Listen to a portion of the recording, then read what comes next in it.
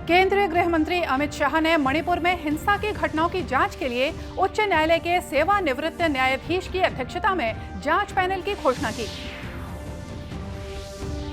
मुख्यमंत्री भूपेश बघेल ने रायगढ़ जिले में 465 करोड़ रुपए से ज्यादा के विभिन्न विकास कार्यों का भूमि पूजन और शिलान्यास किया।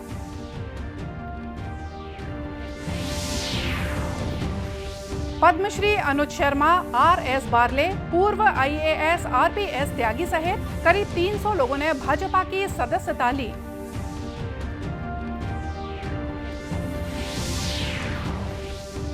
और 4000 क्यूबिक मीटर से ज्यादा पानी बेवजह बहा देने के मामले में 3 अधिकारियों के खिलाफ मामला दर्ज, SDO निलंबित।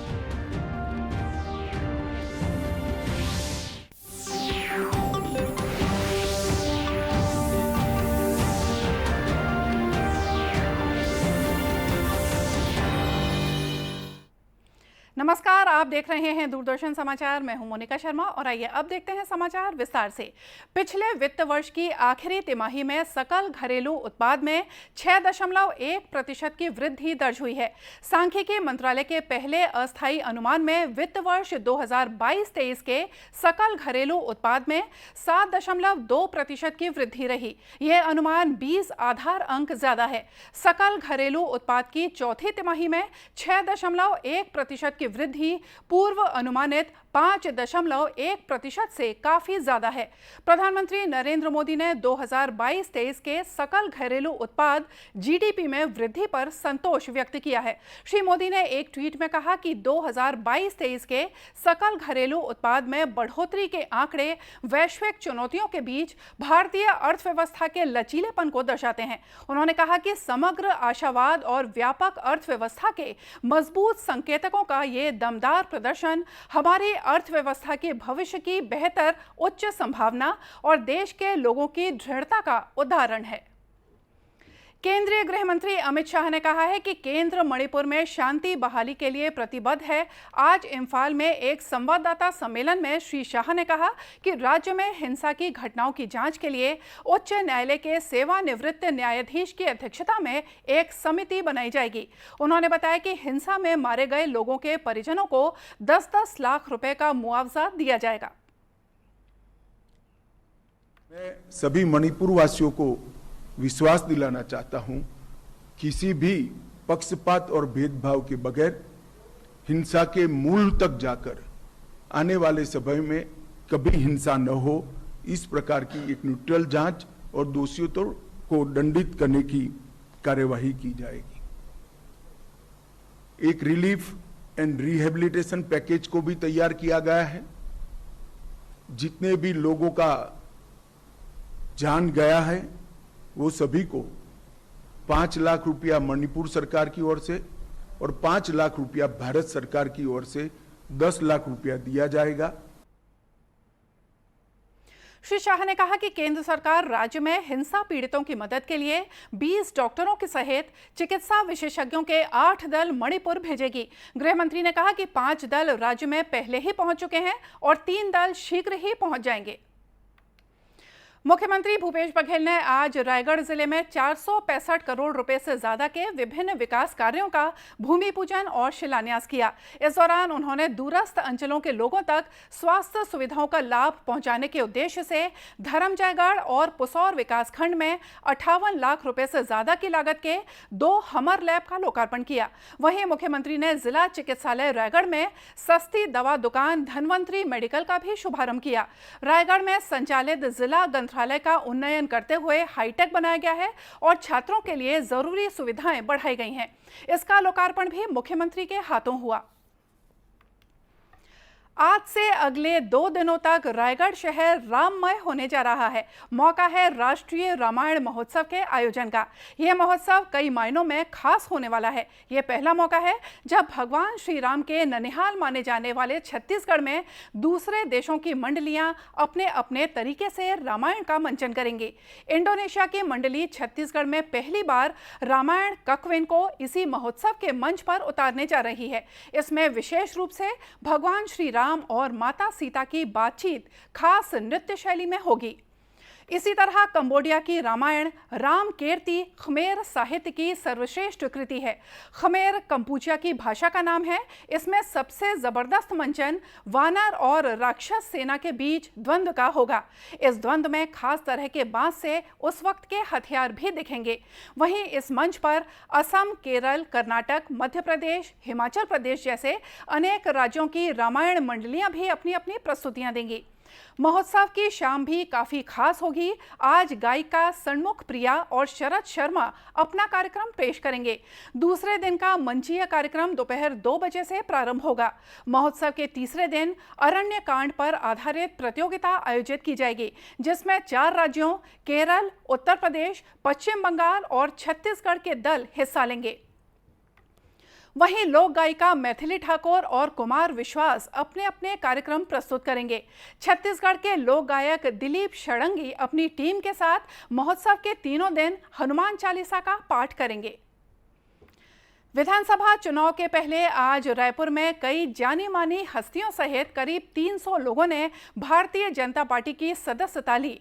इनमें पद्मश्री अनुज शर्मा और RS बार्ले के साथ पूर्व IAS RPS त्यागी भी शामिल हैं।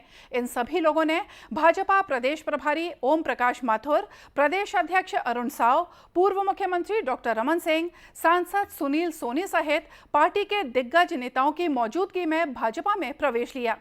इस मौके पर भाजपा प्रदेश अध्यक्ष अरुण साव ने कहा कि कांग्रेस ने प्रदेश की दशा और दिशा को खराब किया है। अब सब मिलकर छत्तीसगढ़ को बचाने का काम करेंगे। आप सभी के आने से निश्चित रूप से भारतीय जनता पार्टी को ताकत मिलेगी।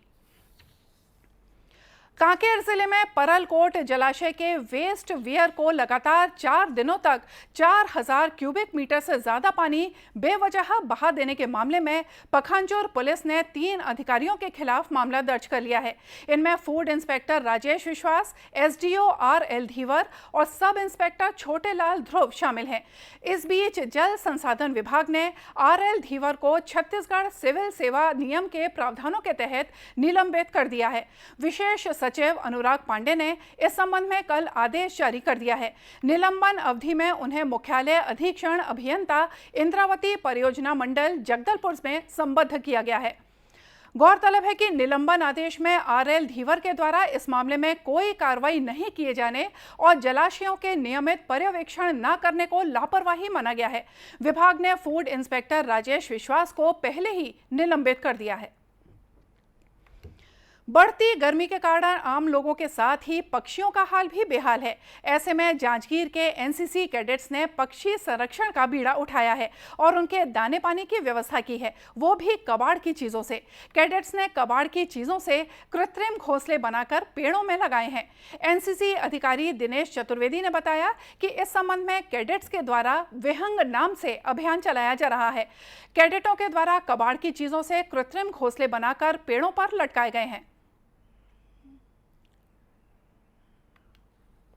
अभियान के तहत हमारे NCC कैडेट के द्वारा प्लास्टिक के बोतल का, तेल के टीपे का प्रयोग करते हुए, पुरानी मटकियों का प्रयोग करते हुए कृत्रिम घोंसले का निर्माण किया गया है।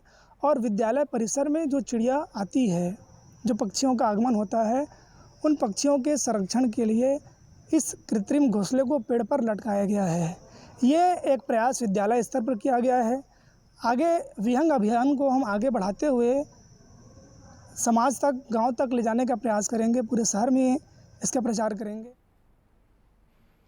NCC कैडेट्स ने बताया कि पक्षियों के घोंसले बनाने के लिए उन्होंने अपने घरों के कबाड़ का इस्तेमाल किया है। इससे जहां पक्षियों के दाने पानी और खाने की व्यवस्था हो गई, तो वहीं कबाड़ का भी सही इस्तेमाल हो गया। रहने के लिए घर और उनके पीने की व्यवस्था की है, जिस कारण से अगर किसी चिड़िया को क्या कहते हैं घोंसला बनाने में अगर प्रॉब्लम होती है तो यहाँ के वो अपना प्रवास कर सकती है। और अगर पीने के लिए जैसे कि वो बहुत बड़े बड़े नहर से पानी नहीं ले पाते हैं और बहुत जगह पानी की व्यवस्था नहीं रहती है, तो यहाँ के वो अपना पानी पी सकती हैं। जो को पानी हम रोज़ क्या कहते हैं उनको चेंज करेंगे ताकि उनके ज़्यादा बेनिफिट हो उनको पानी के। और हमने जो वेस्ट का यूज़ किया वो प्रॉपर हमारे घर में थे, जैसे कि पेंट के डब्बे थे और टेप जितने हम एडिंग के लिए यूज़ किया, हमने ग्लू का यूज़ नहीं किया, हम प्रॉपर टेप यूज़ किए हैं और डबल साइडेड टेप और नॉर्मल टेप।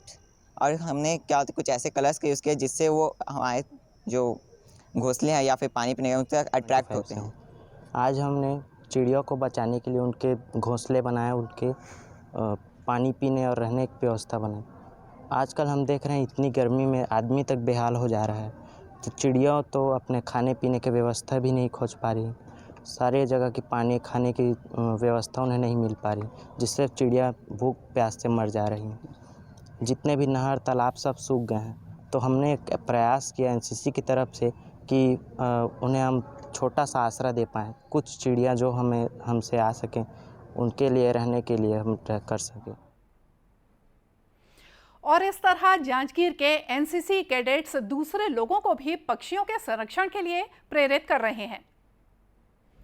किसानों की आय बढ़ाने के लिए केंद्र सरकार अनेक योजनाएं चला रही है। इनमें से एक है प्रधानमंत्री जन उर्वरक परियोजना। इसके तहत किसानों को नीम लेपित यूरिया दी जा रही है, जो सामान्य यूरिया के मुकाबले ज्यादा असरकारक है।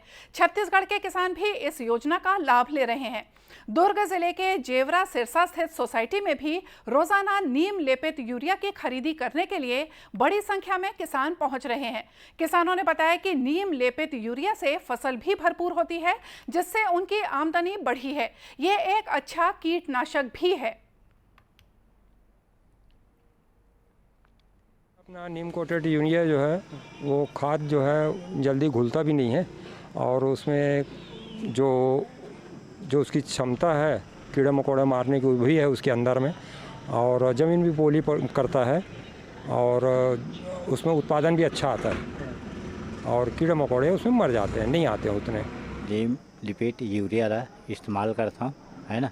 ओकर से कोई कीड़ा मकोड़ा भी कीटनाशक नहीं हो, और उत्पादन भी ठीक रहता है। 1 साल हो गए नीम यूज करत।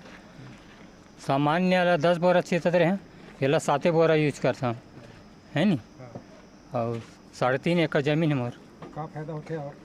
हमें कीड़ा मकोड़ा कम होते मात्रा में, उनमें ज़्यादा होती रही उत्पादन सही है।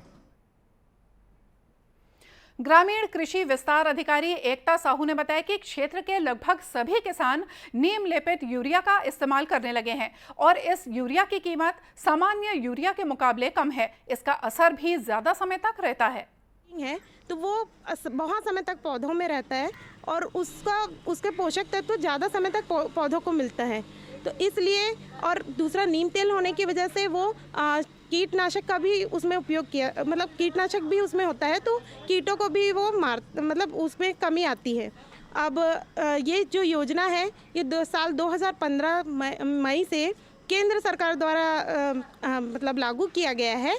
तो हमारे क्षेत्र में सारे कृषक जो है वो अब इस योजना का लाभ ले रहे हैं, और उनका इसका बहुत फायदा हो रहा है। गौरतलब है कि प्रधानमंत्री भारतीय जन उर्वरक परियोजना के तहत केंद्र सरकार द्वारा वर्ष 2015 से किसानों को नीम लेपित यूरिया उपलब्ध कराई जा रही है।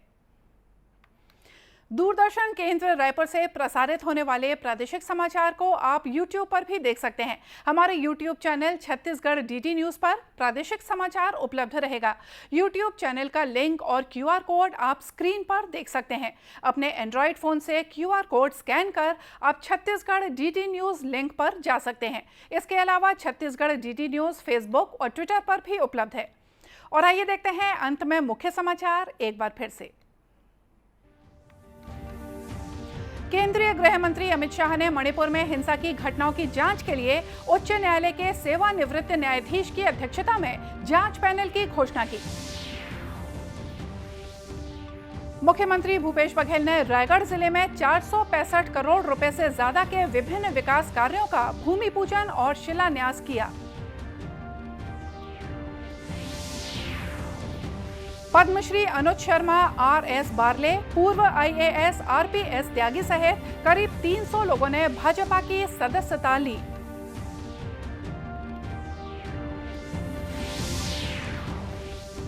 और 4000 क्यूबिक मीटर से ज्यादा पानी बेवजह बहा देने के मामले में 3 अधिकारियों के खिलाफ मामला दर्ज, SDO निलंबित।